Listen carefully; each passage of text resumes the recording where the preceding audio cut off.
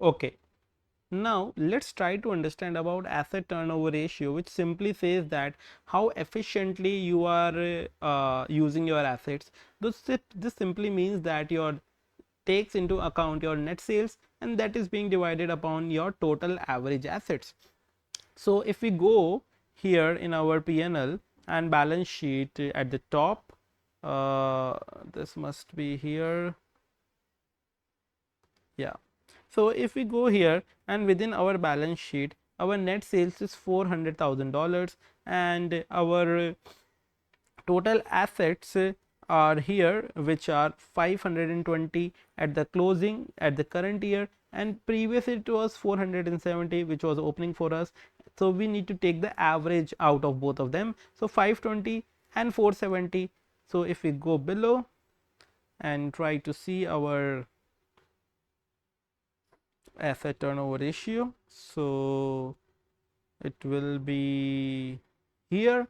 So our net sales is $400 and our average assets 520 plus 470 divided by 2. So these numbers, if we keep solving, then we get a asset turnover ratio of 0.81, which simply means that if I divide this 0.81 by 1, it simply means that for every 1 rupee of asset you are doing a sales of 80 I can say paisa, or if you are treating this in terms of dollar, so for every $1 of assets you are having a sales of 0.80 dollars. So this shows how efficiently you are using your assets. If this ratio would have been 2 by 1, which means that for every 1 rupee of assets you are having a sales of 2, or every $1 of assets you are having a sales of $2. So effectively this shows how efficiently assets are being used.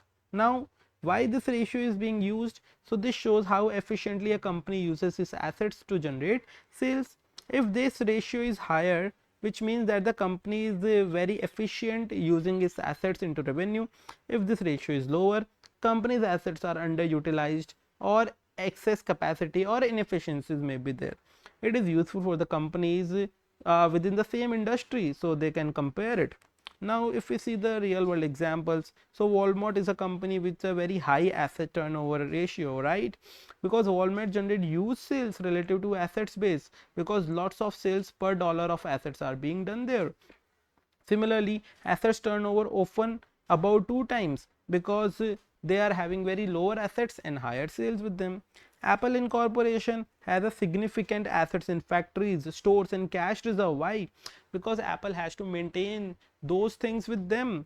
If asset turnover usually is 0.8 to 1.2 times, affecting strong but not retail level efficiencies. Why? Because Apple needs to have its factories, a lot of patents and other software developments are within its balance sheet in the name of assets are sitting there. So if those are sitting, a huge asset base is available for Apple. So that is the asset turnover for Apple.